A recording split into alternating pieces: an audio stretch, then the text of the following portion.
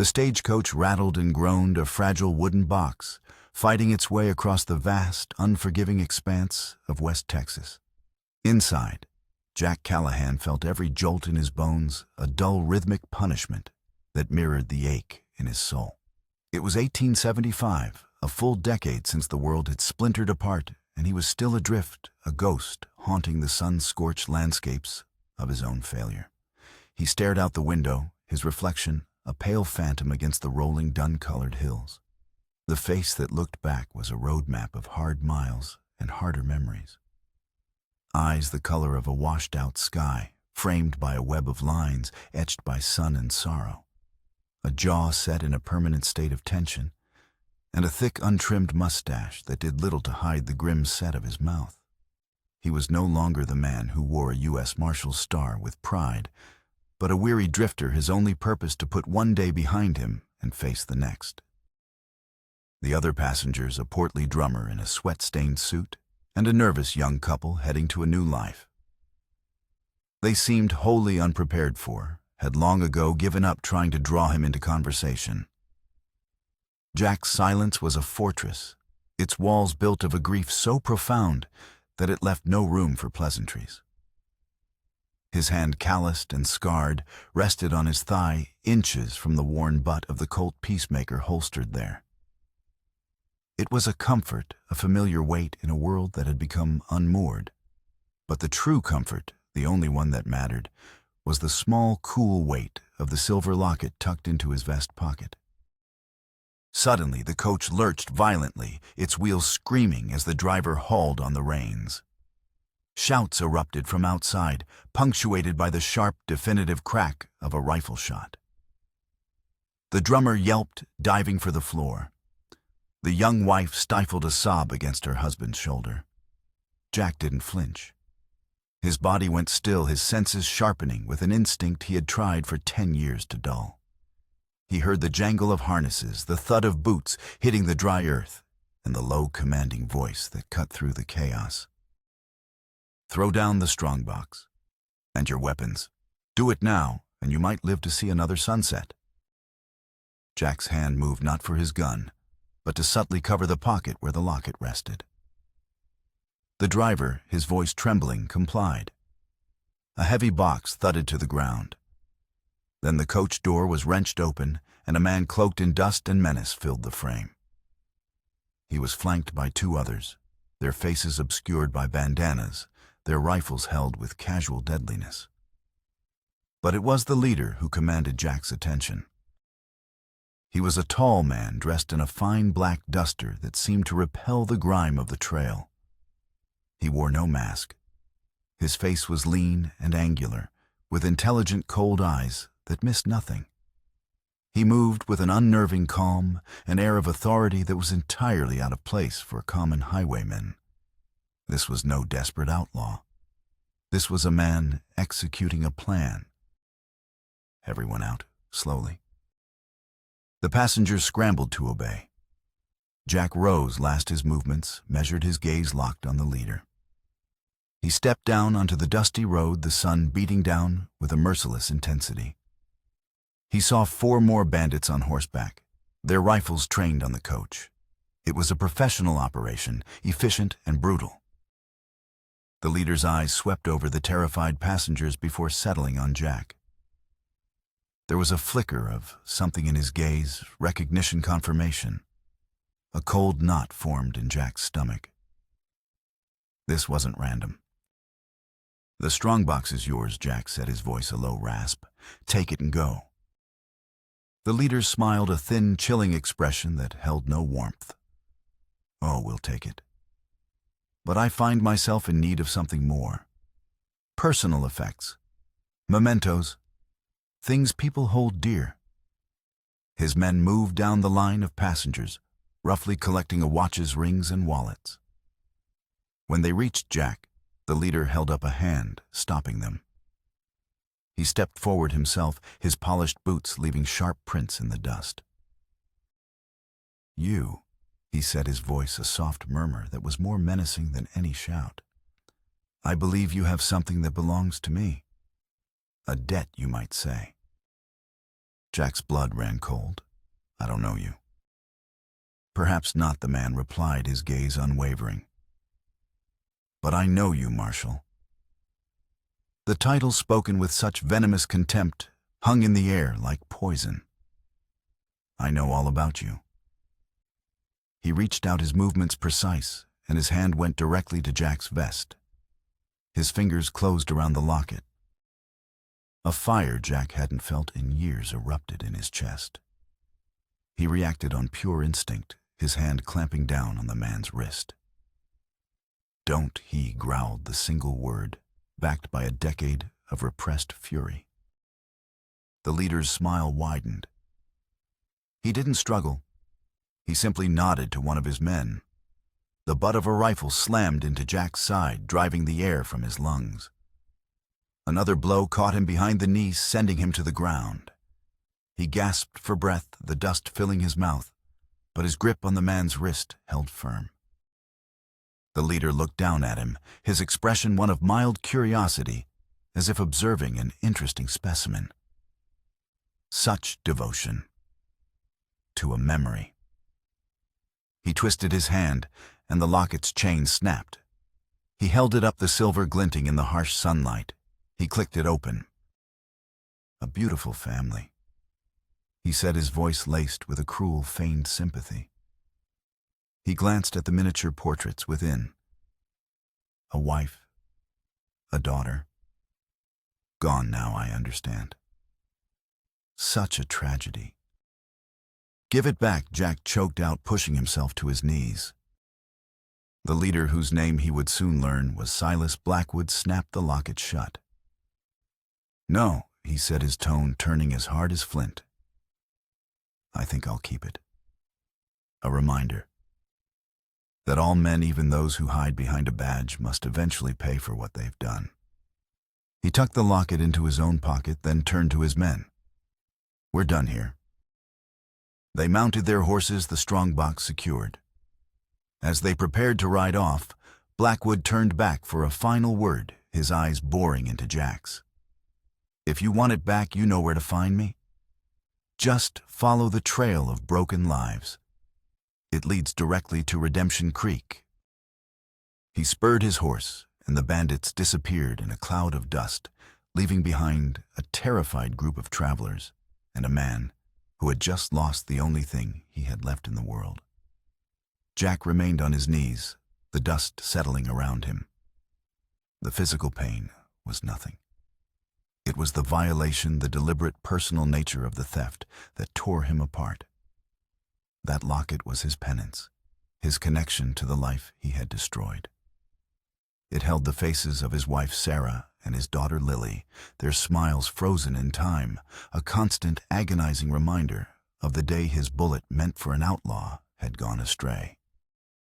And now, a man who knew his name, his past had taken it. Not for its silver, but for what it represented. It wasn't a robbery. It was a summons. Jack Callahan, the weary drifter, was gone. In his place was the man he had tried to bury, a U.S. Marshal with a target. He pushed himself to his feet, his face a mask of cold resolve. He was going to Redemption Creek, and he was going to get his locket back. The trail to Redemption Creek was a scar on the face of the earth, leading Jack deeper into a land that seemed to have been forsaken by God. 2 days of hard riding brought him to the edge of the valley, and he paused on a high ridge to look down at the town. It was a bleak collection of weathered buildings huddled along a single dusty street, as if for protection against the vast, empty wilderness that surrounded it.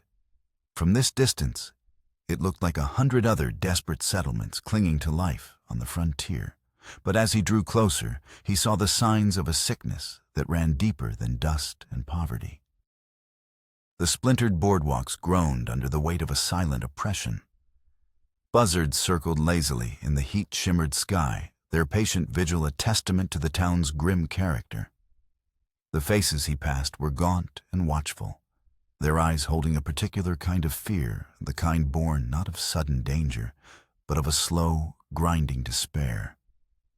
Men who should have been proud and independent averted their gaze, their shoulders slumped in defeat. Women scurried from storefront to doorway, clutching their shawls as if a cold wind blew through the scorching air. This wasn't a town. It was a cage.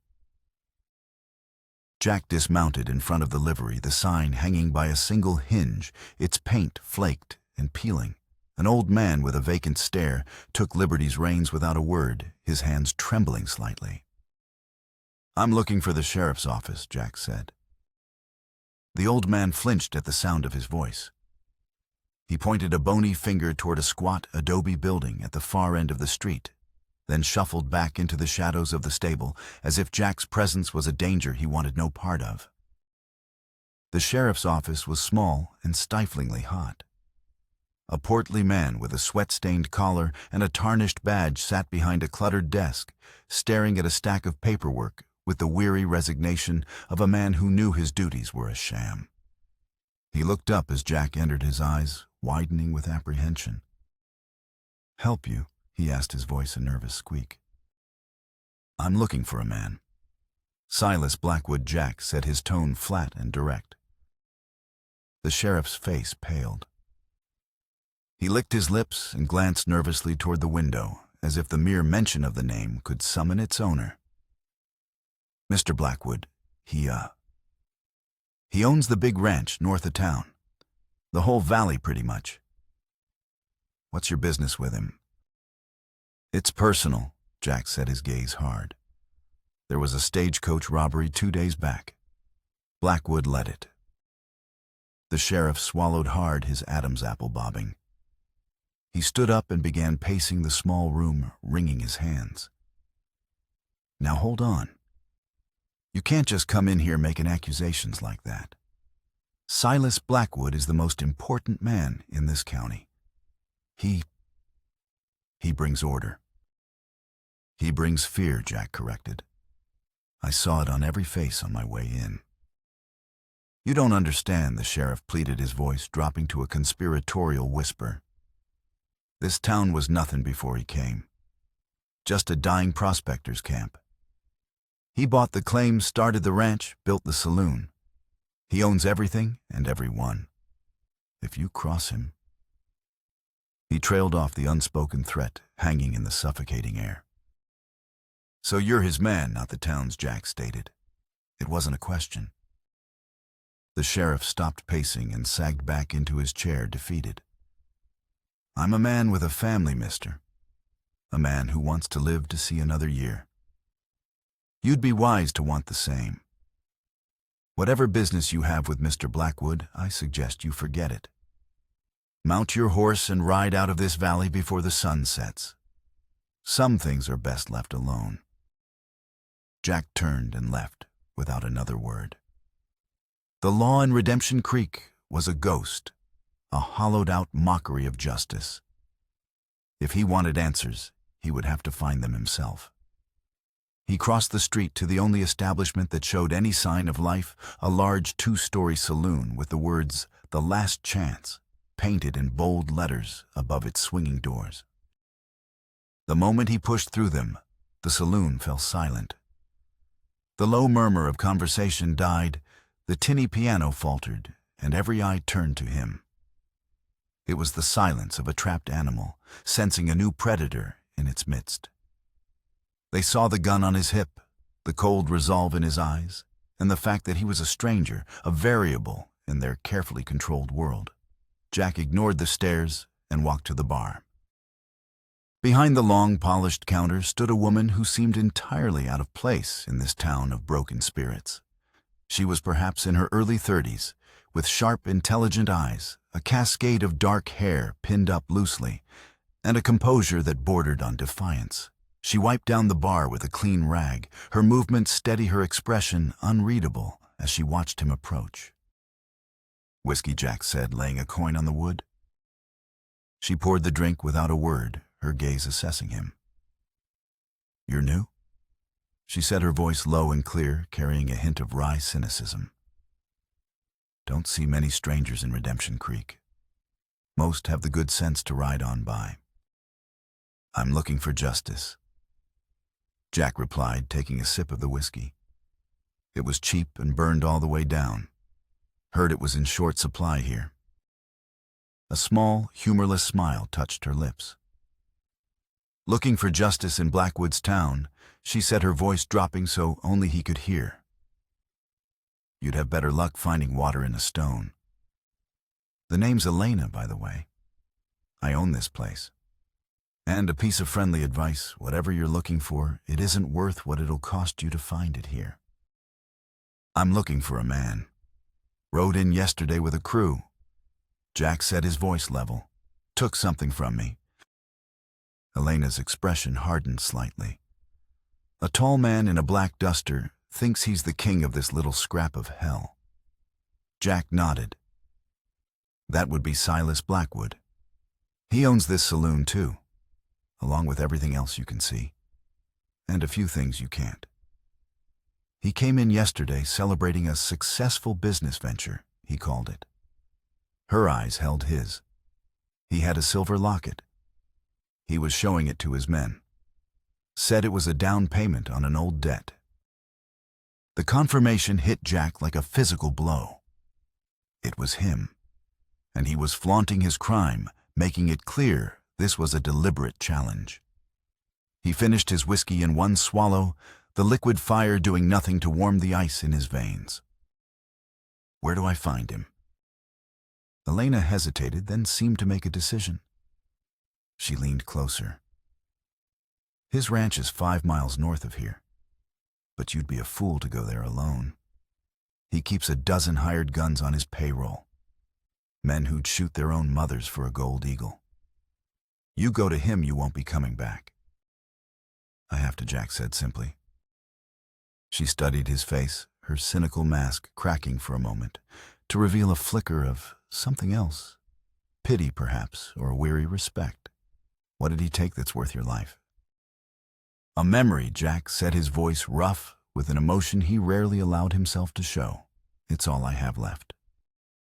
He turned to leave, but her voice stopped him. Stranger, she called out softly. The saloon was still unnaturally quiet.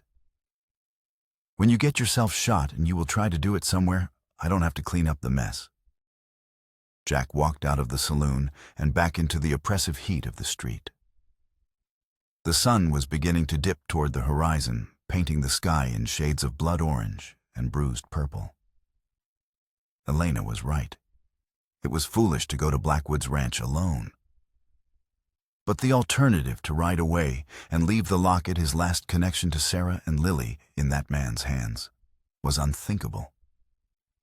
He untied Liberty's reins. He had come to Redemption Creek for a confrontation, and he wasn't leaving until he got one. The Blackwood Ranch was more of a fortress than a home. A high stone wall surrounded the main house, a sprawling 2-story structure built of dark timber and river rock. Armed guards patrolled the perimeter, their rifles held at the ready. This was the seat of a man who ruled by force and had no illusions about the enemies he was making. Jack left Liberty in a grove of cottonwoods and approached the main gate on foot, his duster shielding his gun from immediate view. A guard with a face like a knotted piece of wood stepped out to block his path. State your business. I'm here to see Blackwood. My name is Jack Callahan. He made sure his voice was loud enough to carry. The guard's eyes narrowed. Mr. Blackwood ain't seeing anyone. Tell him a U.S. Marshal is here to collect stolen property. He'll see me. The guard hesitated, then sent another man running toward the house. Jack waited, his body coiled with a tension that was almost electric. This was it. The first move in a game he didn't fully understand. A few minutes later, the main doors of the house opened, and Silas Blackwood himself stepped onto the porch, flanked by 2 more gunmen. He was holding a glass of brandy, looking down at Jack with an expression of detached amusement. Mr. Callahan, he called out, his educated voice carrying easily in the still evening air. I must confess, I didn't expect you quite so soon. You've made better time than I anticipated. Do come in, or rather, come this far. He gestured to the dusty yard in front of the gate. Jack walked through the open gate, stopping 20 feet from the porch. The guards fanned out their rifles, now pointed directly at him. He was surrounded, hopelessly outgunned. "I want the locket," Jack said, his voice devoid of emotion. Blackwood took a slow sip of his brandy. "Ah, yes. The locket. A charming piece, so full of sentiment." He swirled the amber liquid in his glass. "But as I told you, it's a payment for a service you rendered me a long time ago. One I'm sure you've all but forgotten. I've never seen you before in my life." "Haven't you?" Blackwood said, a strange predatory light in his eyes. "Think back, Marshal. 10 years ago. A dusty town called Silver Creek, a bank robbery, a notorious outlaw by the name of Elias. Does any of this sound familiar?" The name hit Jack like a stray bullet. Elias Blackwood, a vicious, cold-blooded killer, the man responsible for the shootout, the man Jack had killed. "He was your brother," Jack stated, the pieces falling into place with sickening clarity. Silas Blackwood's polite mask finally slipped, revealing the raw, burning hatred beneath. "He was," he hissed. "And you killed him. But you didn't just take my brother that day, did you, Callahan? The crossfire, your errant shot, it took more than just an outlaw." The world seemed to tilt on its axis. Blackwood knew. He knew everything. "A wise man knows when to let go of the past, Mr. Callahan." Silas said, his composure returning as he savored Jack's shock. "Some things are best left buried, along with the people they concern." He set his glass down on the porch railing. "Unfortunately for you, I am not a wise man. I am a patient one." He gave a slight, almost imperceptible nod. Before Jack could react, 2 men emerged from the shadows behind him. A heavy blow from a pistol butt slammed into the back of his head. The world exploded into a shower of white-hot stars. He fell forward, his face hitting the dirt. Hands grabbed him, hauling him to his feet. Blackwood descended the porch steps, his movements graceful, almost delicate.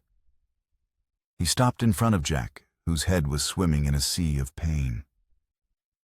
"This is just the beginning." Silas whispered, his voice a venomous caress. "I'm not going to kill you. Not yet. First, I'm going to strip you of everything. Your pride, your hope, your reputation. Just as you stripped me of my family.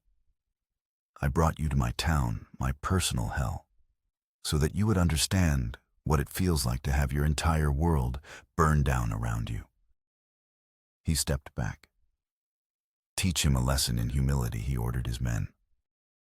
The beating was methodical and brutal. They didn't try to kill him. They sought to break him. Fists and boots rained down, targeting his ribs, his kidneys, his face. Jack fought back, a wild animal, cornered and enraged, but he was outnumbered and caught by surprise. He landed one solid punch, feeling a man's jaw crack under his knuckles, before a final crushing blow to his head sent him spiraling into darkness. His last conscious thought was of the locket of Sarah and Lily's smiling faces, now in the hands of the man who was orchestrating his ruin. He woke to the sensation of cool water on his face and the soft murmur of a woman's voice. He was lying on a narrow cot in a small, clean room. The scent of antiseptic and soap filled the air. A lamp cast a warm, gentle glow over the space. He tried to sit up, but a bolt of agony shot through his ribs, and he fell back with a groan. "Easy now," the voice said. It was Elena. She was sitting in a chair beside the cot, a basin of water in her lap, a cloth in her hand. "You're lucky to be alive. They left you for dead in the desert." Jack's throat was raw. "How?"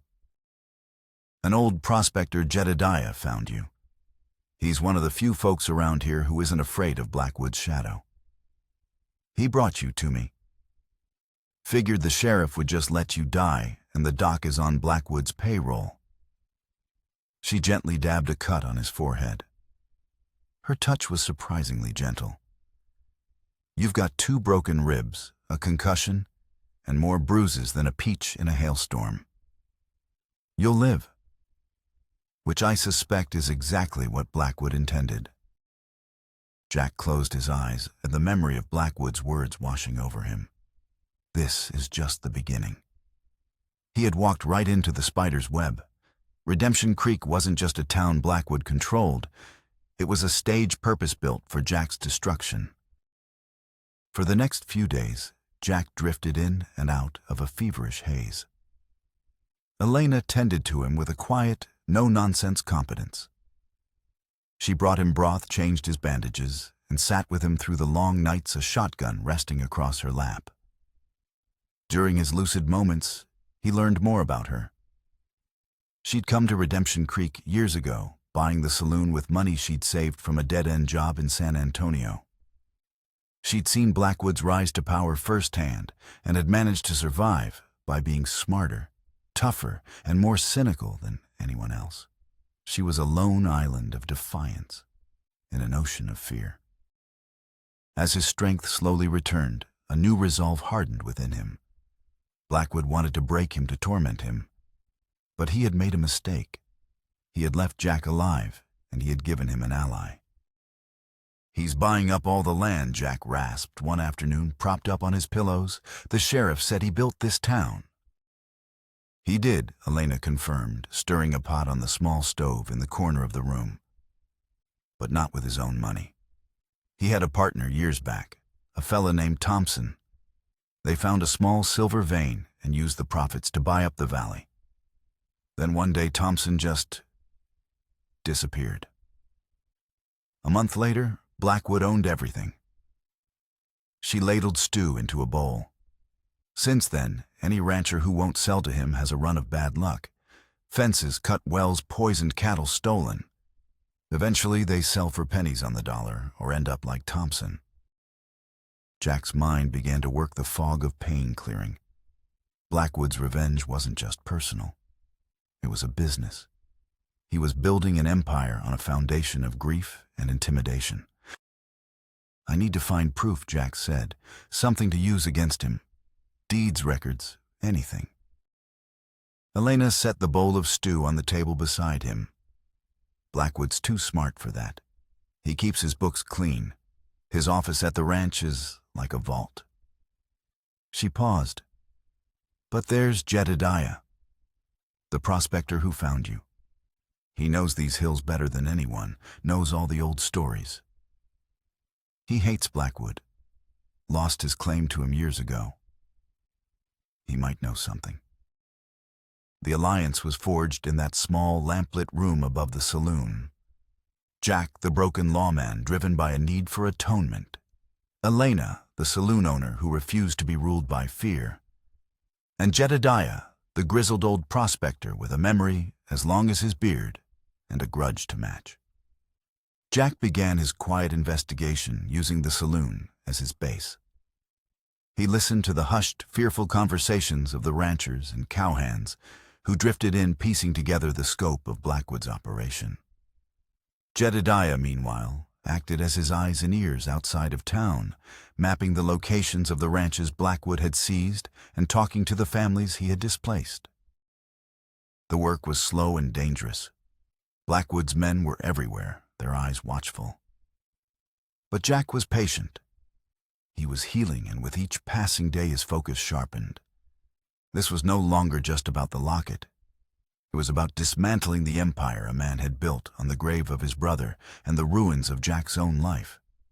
It was about redemption, not for his past sins, but for the future of this valley. Blackwood had lured him here for a reckoning, but he had miscalculated. He thought he was trapping a ghost, but he had cornered a lawman. And that was a mistake he would live or die to regret. Weeks bled into a month. Jack, now fully healed, moved through Redemption Creek like a wraith. He worked odd jobs at the livery, his head down, his presence quiet, gathering whispers and rumors that floated through town like dust motes. Blackwood, confident in his power, seemed content to let Jack languish, a living monument to his dominance. He would occasionally ride through town, his cold eyes finding Jack a small, cruel smile playing on his lips. He was savoring his revenge, drawing it out. During these encounters, Silas would make cryptic remarks loud enough for Jack to hear. "Some debts are paid over a lifetime, Marshal," he'd say to one of his men.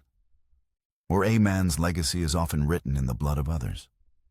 Each word was a sharpened goad designed to twist the knife of Jack's guilt. The key, Jack knew, was Blackwood's office. It was the heart of his operation. According to Jedediah's scouting, it was the one place on the ranch where Blackwood allowed no one else, not even his most trusted men. "He spends hours in there every night," the old prospector reported, spitting a stream of tobacco juice into the dirt behind the saloon. "Locks it up tighter than a drum. If he's got secrets, they're in that room." The plan was simple in concept, terrifying in execution. Jedediah would start a fire in a dry canyon on the far side of the ranch, a controlled blaze, but large enough to draw the attention of Blackwood and most of his men. In the ensuing chaos, Jack would slip into the house and get into the office. Elena, armed with her shotgun, would stand watch at the saloon, ready to create a distraction in town if needed. The night of the attempt, the air was thick and still, the moon a sliver of bone in a black sky. A distant orange glow on the horizon signaled Jedediah's success. Shouts echoed from the Blackwood ranch as men mounted up and rode out to fight the blaze. It was the opening Jack needed. He moved through the darkness with a predator's silence, scaling the stone wall at a point Jedediah had identified as a blind spot. The house was quieter than he expected, but not empty. 2 guards remained on the ground floor. He dispatched them with silent, brutal efficiency, using the butt of his Colt to render them unconscious without firing a shot. He made his way to the 2nd floor, his heart pounding a steady rhythm against his bruised ribs. The office door was made of thick, reinforced oak with a heavy lock. Jack used a set of tools he'd fashioned himself, his fingers working with a delicate precision that belied their strength. The lock clicked open with a sound that seemed deafening in the silence. He slipped inside, closing the door behind him. The room was immaculate, dominated by a massive mahogany desk. Bookshelves lined one wall, filled with leather-bound volumes of law, history, and philosophy. This was the study of an educated, methodical man. Jack worked quickly, his eyes scanning for a safe or a hidden ledger. He checked behind paintings under the rug and in the drawers of the desk. He found land deeds, financial records, all meticulously legal on the surface. There was nothing here a federal marshal could use. Frustration gnawed at him. He was running out of time. He stood in the center of the room, forcing himself to think like Blackwood. Where would a man obsessed with the past keep his most treasured secret? His eyes fell on a small, ornate wooden box on the corner of the desk, a box too personal for business papers. He opened it. Inside, nestled on a bed of black velvet, was a single yellowed newspaper clipping. The headline was stark: "Marshall's bullet kills 3 in Silver Creek shootout." Jack's breath caught in his throat. He picked up the fragile paper with a trembling hand. The article detailed the events of that terrible day, 10 years ago. It described how Marshal Jack Callahan, in a heroic gun battle, had brought down the notorious outlaw Elias Blackwood. But it didn't stop there. It went on to report the tragic outcome of the crossfire, the deaths of 2 civilian bystanders, Sarah Callahan and her 6-year-old daughter Lily. The words blurred through a sudden film of tears. He had never read the official account. He had fled, unable to face the town, the whispers, the pitying looks. He had carried the truth of his failure in his heart, a private, searing agony. But there was more. Tucked beneath the clipping was a faded photograph. It showed two young men's arms slung around each other's shoulders, smiling for the camera. One was a younger, brasher version of the outlaw Jack had killed. The other, more refined and serious, was unmistakably Silas Blackwood. On the back, a simple inscription, "Brothers, always." The full, horrifying truth of Silas's plan slammed into Jack with the force of a physical blow. The robbery, the theft of the locket, the town, the slow torment, it was all a meticulously crafted trap. An elaborate decade-long performance of vengeance designed to lure Jack to this exact place.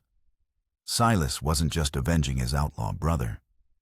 He was making Jack pay for the family he had lost by destroying the man who had, however, accidentally destroyed his own.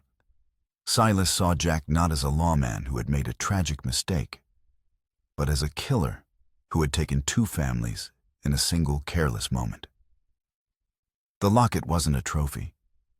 It was the centerpiece of his revenge, the symbol of the very thing Silas intended to make. Jack relived the loss of everything that mattered. This wasn't about land or money or power. It was about a shared abyss of grief. Silas had climbed out by building an empire of hate. Jack had fallen in and never stopped falling. A floorboard creaked behind him. Jack spun around his Colt, appearing in his hand, as if by magic. Silas Blackwood stood in the doorway, a double-barreled shotgun held loosely in his arms.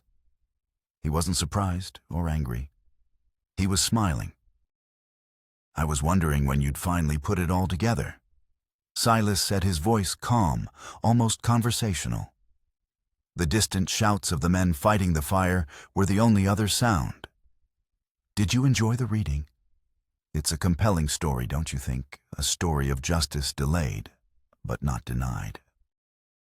"This isn't justice," Jack said, his voice a low growl. "This is madness." "Is it?" Silas countered, taking a step into the room.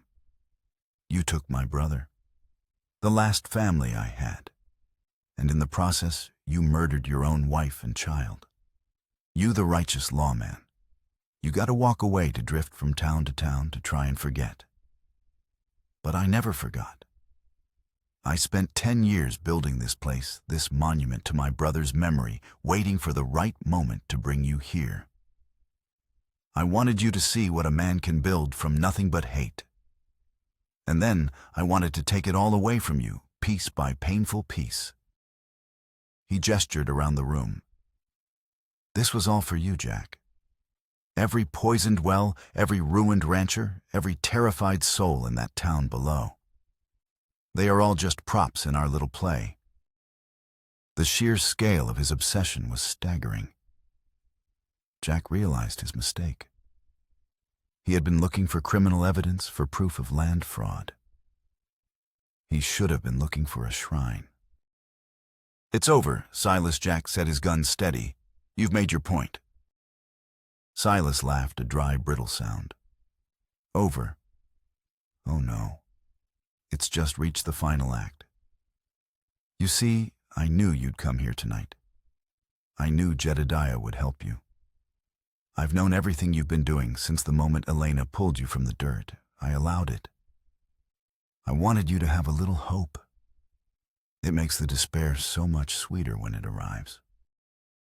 He raised the shotgun slightly. "Now the real play begins. The part where you lose someone you've started to care about. The part where you have to watch helpless again." From the shadows behind Silas, 2 of his men appeared. They were holding Elena, her arms pinned behind her, a gag stuffed in her mouth. Her eyes were wide with fury and fear. Jack's blood turned to ice. He had walked into the trap, and he had pulled Elena in with him. "I believe you've met my top gunman, Mr. Kane," Silas said with a theatrical flourish, gesturing to the man holding Elena's right arm.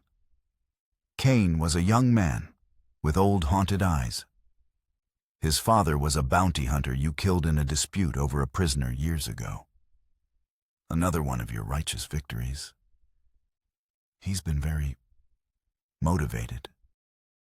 Silas's smile was a death's head grin. Now, Marshall, drop your gun, or the last thing you'll hear is the saloon keeper's final scream. The world narrowed to the twin barrels of Silas's shotgun and the terrified eyes of Elena. Jack's mind raced, searching for an angle and opening, but there was none. He was trapped his own past, rising up to condemn him in the form of a vengeful brother and the orphaned son of a man he'd long forgotten. He had come for a locket and found himself in a waking nightmare orchestrated by a master of cruelty. Slowly, deliberately, Jack lowered his Colt and placed it on the floor. He kicked it away. Excellent, Silas breathed, his eyes gleaming with triumph. You see, the hero always sacrifices himself for the innocent. It's so predictable. He nodded to his men. Take her to the old silver mine. The St. Jude. Mr. Callahan and I will follow shortly. We have a few final memories to discuss. Kane and the other gunmen dragged Elena from the room. She struggled, kicking and twisting her muffled cries, a desperate, furious sound in the quiet house. As they disappeared down the hallway, Jack locked eyes with Kane. He saw the hatred there, but beneath it, something else flickered, a sliver of doubt, of conflict. It was a look Jack recognized. The look of a man following orders he no longer fully believed in. When they were gone, Silas lowered his shotgun. The St. Jude mine, he said conversationally. My brother and I used to play there as boys. It's unstable, prone to collapses. A fitting place for our story to end, don't you think? He gestured with the shotgun toward the door. After you, Marshall. Outside, the night had turned. The wind had picked up, carrying the scent of rain and extinguishing the last of Jedediah's fire. Dark, heavy clouds scudded across the sky, obscuring the moon and stars. As they rode north toward the mountains, the first clap of thunder echoed through the valley, a low, ominous growl. The storm was a reflection of the tempest raging inside Jack. He had been a fool, blinded by his own grief, and now Elena would pay the price. The entrance to the St. Jude mine was a gaping black maw in the side of a mountain, its timbers rotting and askew. Lightning flashed, illuminating the scene in a series of stark, ghostly tableaus, Elena tied to a thick support beam deep inside the mine. Kane and the other man standing guard. And Silas, his face a mask of ecstatic vengeance. Welcome to the end of the line. Jack Silas said, his voice echoing in the cavernous space. Water dripped from the ceiling, each drop a tick of a clock, counting down to a final, violent conclusion. I wanted you to see this, to feel it. The same helplessness I felt when I read that newspaper clipping. The knowledge that someone you care for is about to die because of your actions. He walked over to Elena, trailing the barrel of his shotgun along her cheek. She flinched, but met his gaze with pure defiance. Such a shame, Silas mused. She has spirit, much like your wife from what I've read. That was it. The final goad. A cold, clarifying rage washed over Jack, burning away the last vestiges of his guilt-ridden paralysis. He was no longer a ghost. He was a man with something to protect. This is between you and me. Silas, Jack said, his voice ringing with a newfound authority. Let her go. It was never just between you and me. Silas roared, his composure finally shattering. You made it about them when your bullet went wide. You involved my family, your family. Now I involve hers. He leveled the shotgun at Elena's chest. No, a voice cried out. It was Kane. He had taken a step forward, his own pistol drawn, but it was trembling in his hand. This wasn't the deal, Blackwood. You said we were getting justice for my father. Not this. Not killing a woman. Silas turned his eyes wide with disbelief and fury. Justice. This is justice. An eye for an eye, a family for a family. He took everything from me. He took your father from you. Don't tell me you've grown a conscience now, boy. My father was a killer and a thief, Cain said, his voice shaking but resolute. He died with a gun in his hand, facing a lawman. That's the life he chose. This woman. He looked at Elena, then at Jack. This is just murder. A brilliant flash of lightning lit the mine, followed by an immediate deafening crack of thunder. The ground shuddered. Dust and small pebbles rained down from the ceiling. The mine was groaning, protesting the violence within and without. The standoff was absolute, a chaotic three-way triangle of hate, honor, and desperation. Silas, his face contorted in a mask of rage, had his shotgun aimed at Elena. Cain, his face a mess of conflicting loyalties, had his pistol aimed at Silas. And Jack, unarmed and exposed, stood between them, all his mind calculating the impossible odds. Silas's gaze flickered from Cain to Jack, a sneer twisting his lips. You see, Callahan, your legacy. A trail of broken men all pointing their guns at each other because of you. He began to laugh, a high, unhinged sound that echoed off the damp rock walls. This is better than I ever could have planned. He shifted his aim from Elena to Jack. I think I'll start with you after all. Let the boy watch. Let him see what happens to traitors. In that split second, everything happened at once. Jack dove to the side, grabbing a handful of loose gravel and flinging it at Silas's face. Cain, seeing his moment, fired his pistol. The other guard, finally reacting, raised his rifle. Cain's bullet struck Silas in the shoulder, spinning him around. The shotgun discharged with a deafening roar, its blast tearing a chunk of rock from the wall just above Jack's head. The second guard fired his rifle, the bullet catching Cain in the side, sending him staggering back. The mine screamed in protest. The combined concussion of the gunshots was the final insult to its fragile structure. A deep, grinding groan emanated from the rock above. A massive support beam splintered and cracked. The ceiling began to collapse. Jack scrambled to his feet, ignoring the chaos. His only focus was Elena. He ran to her, pulling a knife from his boot and slicing through the ropes that bound her. Go! He yelled over the roar of falling rock.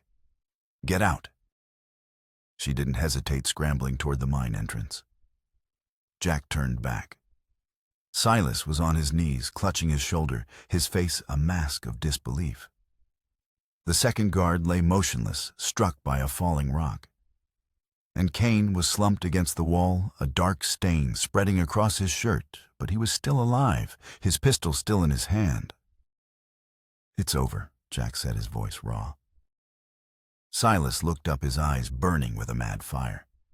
He saw his shotgun lying in the dust a few feet away. He lunged for it. At the same time, a huge section of the ceiling gave way directly above him. Cain, with his last ounce of strength, raised his pistol and fired. The bullet hit the rock face just above Silas, and a shower of smaller stones rained down, one of which struck the shotgun, knocking it farther from his reach. It was an act not of aggression, but of a strange final mercy.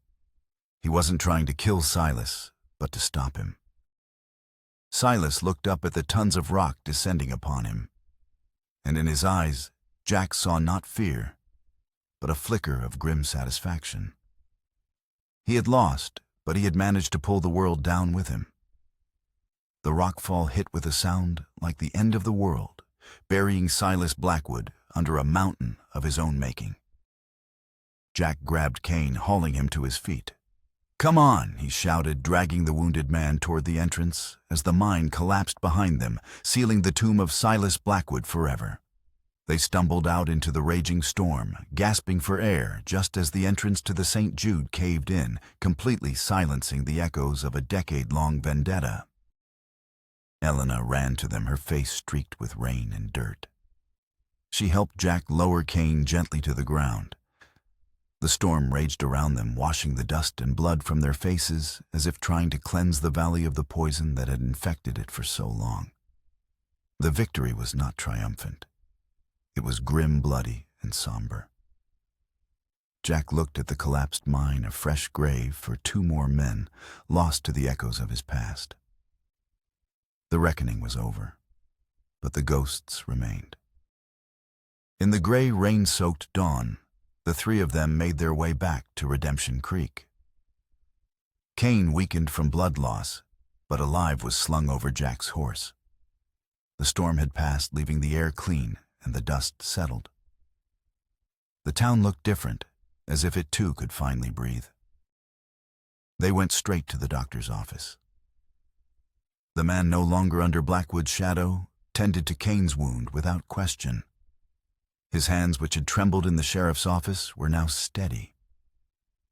The fever had broken. Jack found the sheriff cleaning out his desk. Heard the ruckus up at the old mine, the sheriff said, not looking at Jack. Figured things were changing. I'm resigning. This town needs real law, not whatever I was. Stay, Jack said, his voice quiet but firm. You were afraid. Now you don't have to be. These people need a good man to help them rebuild. You can be that man. The sheriff looked up, a glimmer of his long-lost pride returning to his eyes. He nodded slowly. All right, Callahan. I'll stay. Jack spent the rest of the day at Elena's saloon. The place was abuzz with quiet, hopeful conversation.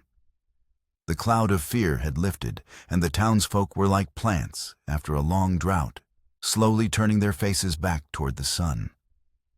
Elena moved through the room, her presence a steady, reassuring anchor. That evening, after the last customer had left, she and Jack sat at a small table in the empty saloon.